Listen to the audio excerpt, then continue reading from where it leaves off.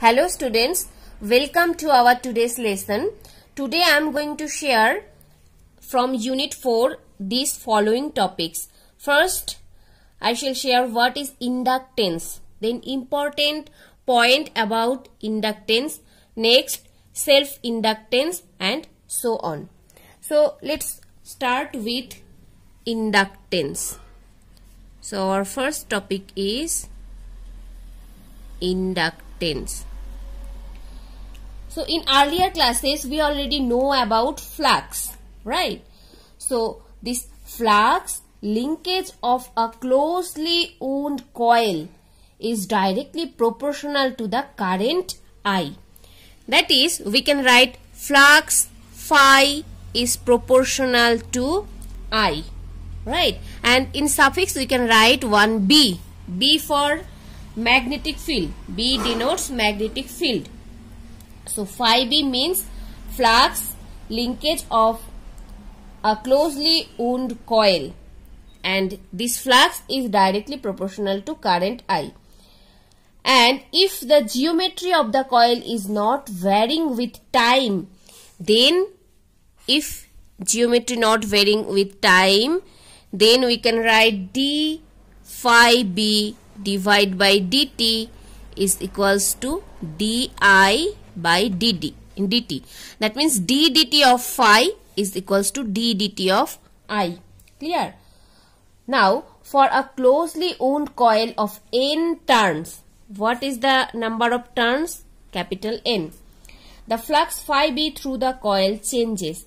Each turn contributes to the induced EMF. Therefore, flux linked with the coil or flux linkage is equal to N phi B. So, in this case, total flux should be N phi B, and this is also proportional to I. So, we know in mathematics, whenever we have a quantity like this, A is proportional to B. So, from this equation we can write A is equals to K into B. K means constant.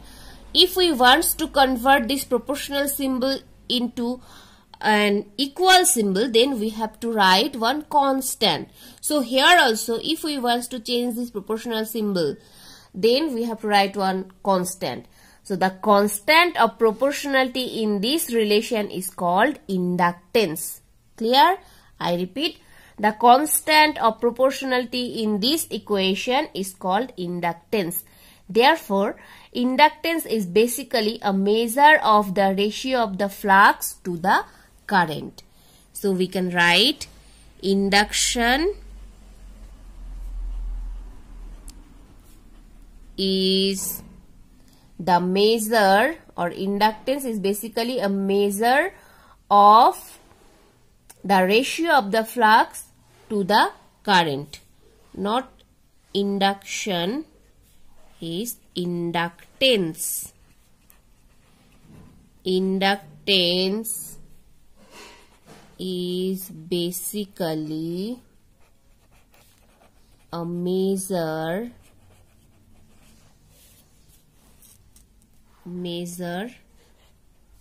of the ratio of the flux to the current. Okay. Next, move on our second topic, important points about inductance. So what are the important points about inductance? Here we have to know what is the unit for inductance, what is the dimension for inductance. Okay, so SI unit, if we write SI unit of inductance, then is Tesla square per meter per ampere. Okay, Tesla per meter square per ampere. Or we can write 1 Henry. 1 Henry is equals to 1 Tesla meter square per ampere. Here Tesla meter square per ampere. Okay, this is the SI unit for inductance. And what is the dimensional formula? Next we can write dimensional formula. These questions are important for MCQ. Okay, sometimes in MCQ, in question they will ask what is the dimensional formula, what is the units, and what is the relation between Tesla and Henry and Tesla. Okay, so dimensional formula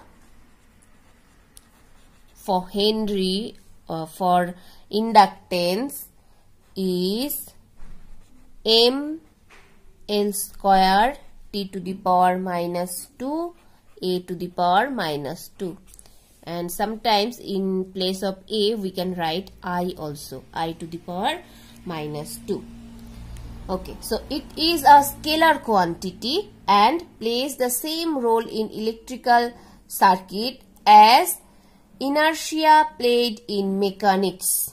Okay, and it depends only on the geometry of the coil and intrinsic property of the material. So all these are the important points for inductance. Okay, so next move on our third topic, that means self-inductance.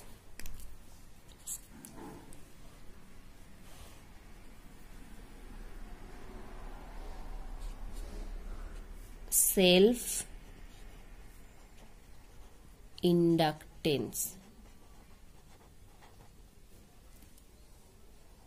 So to understand the idea about self-inductance, we have to draw one circuit diagram. So let me draw it first.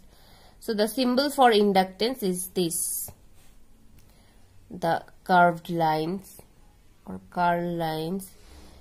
Suppose current is I and current is increasing I, then here one battery and here one resistance is connected. Suppose this is R and here also current I, and this is L, and in this direction electron is moving. We know the direction for electron moving and direction for current passing is opposite, right? Now from this circuit, how we can explain self-inductance? Self-inductance is the property of a coil by virtue of which the coil opposes any change in the strength of current flowing through it by inducing an EMF in itself. The induced EMF is also called back EMF. So induced EMF we can call it as back EMF. When the current in a coil is switched on, the self-induction opposes the growth of the current, and when the current is switched off, the self-induction opposes the decay of the current. I repeat, when the current in a coil is switched on, okay, first condition is on, then the self-induction opposes the growth of the current, and the opposite case, when the current is switched off, the current is switched off, this is second case, then the self-induction opposes the decay of the current. Okay, now we have to know the definition for coefficient of self-induction. Number 4 topic, coefficient of self-induction. So here I am going to share two definitions. So first definition,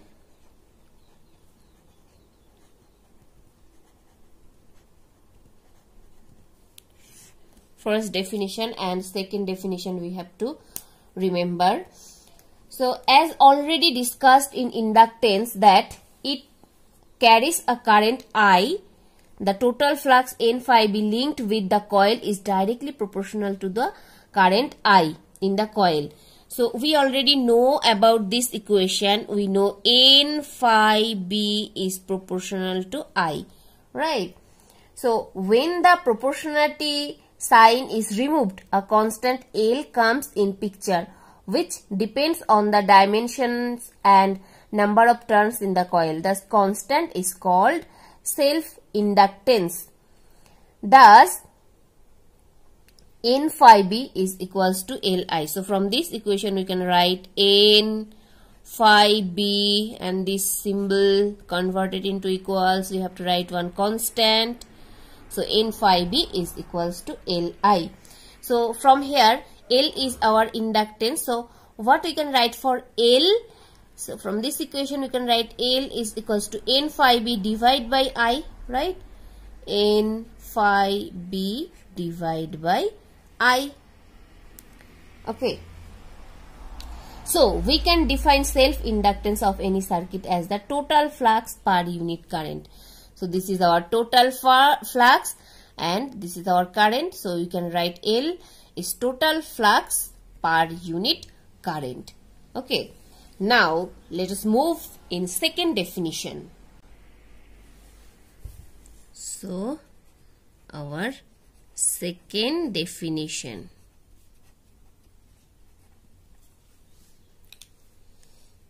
Okay, if a current I is passed in a circuit and it is changed with a rate di dt.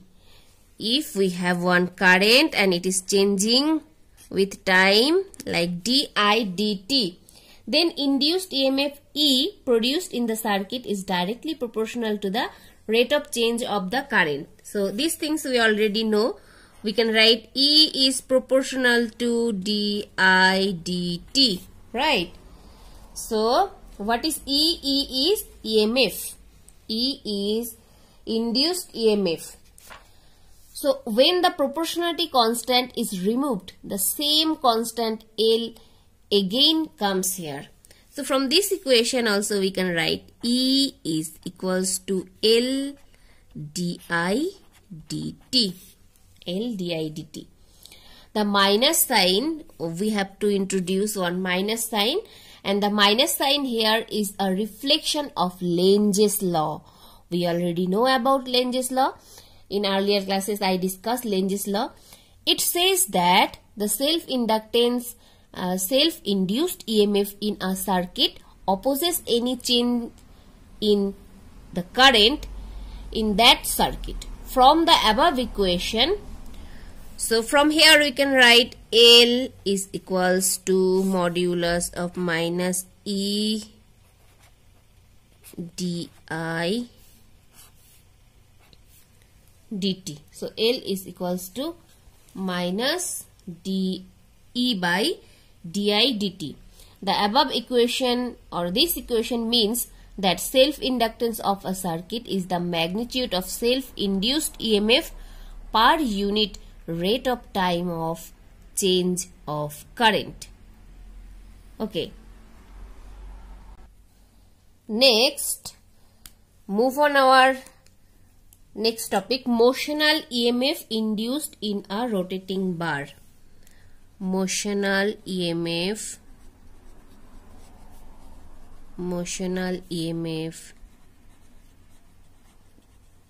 induced in a rotating bar.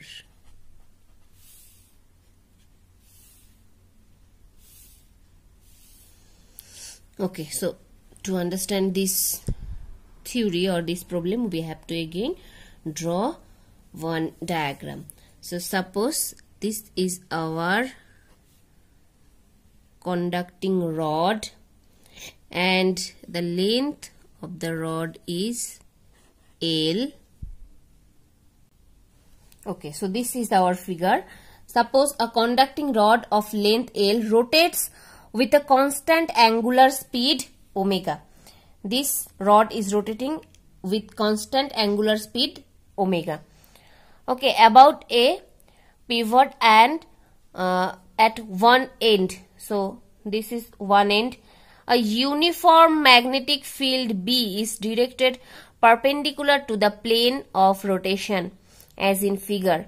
So a uniform magnetic field, what is the value for magnetic field? B is directed perpendicular to the plane of rotation as shown in this figure.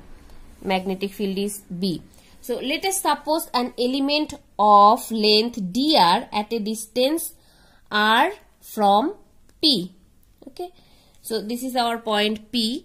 So from point P, consider one length element dr at a distance r. Then induced EMF in this segment is, so for this case we can write induced EMF DE is equals to BVR dr. BVR dr is equals to, we can write B R omega dr. B R omega dr, because every segment of the rod is moving perpendicular to B. An element DE of same form is generated across each.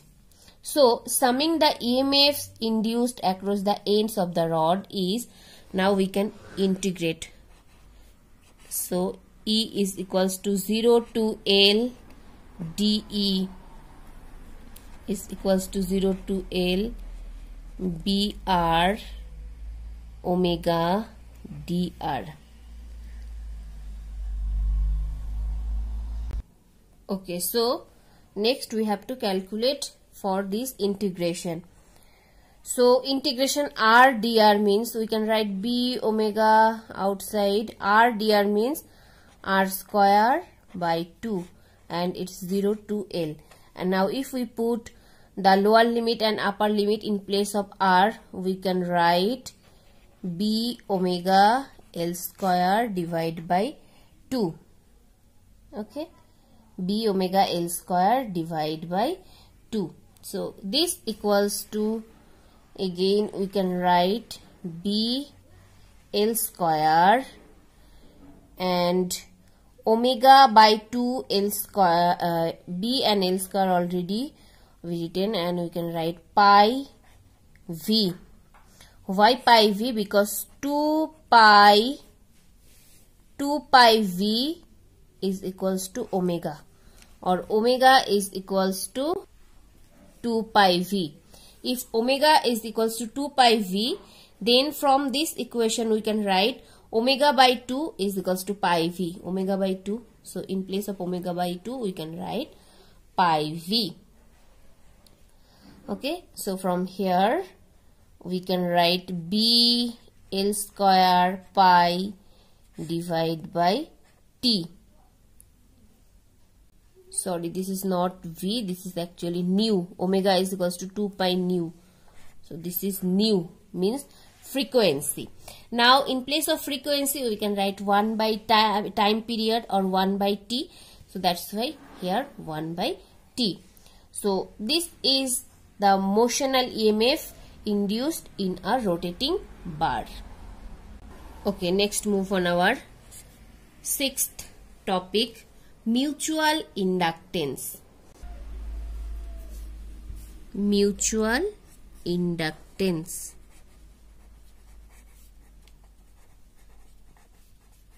Mutual inductance.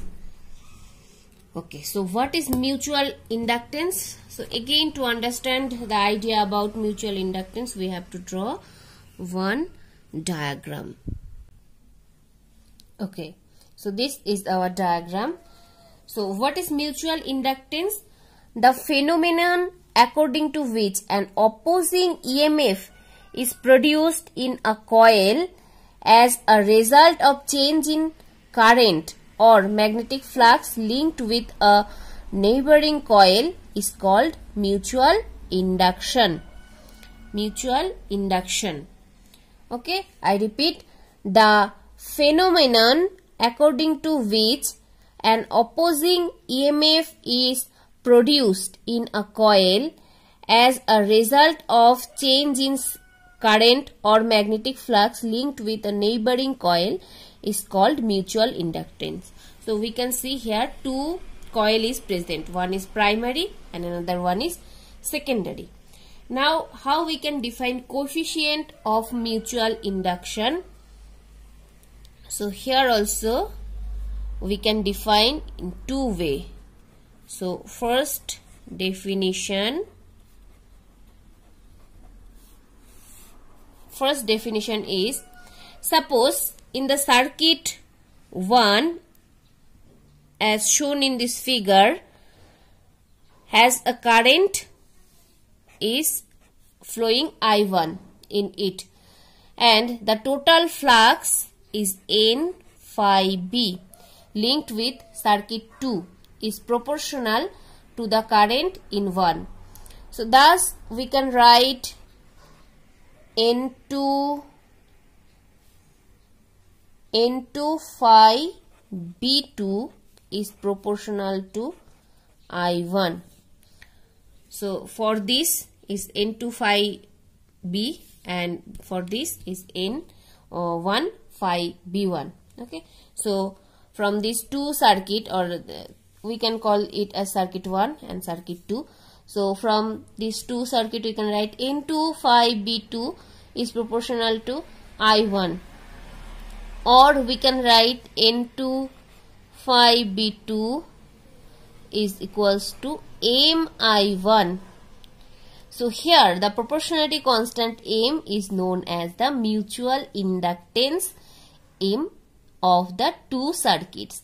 So thus we can write M is equals to N2 phi B2 divided by I1. From this equation, N2 phi B2 divided by I1, M is equals to, right? So from this expression, M can be defined as the total flux into phi B2 linked with circuit 2 per unit current in circuit 1. I1 means per unit current or current in circuit 1. So if I1 is unit, then we can write M is equals to N2 phi B2. That's why we can define M is the total flux linked with circuit 2 per unit current in circuit 1. Okay, now the second definition, how we can define in another way. So this is our first definition, this is our second definition.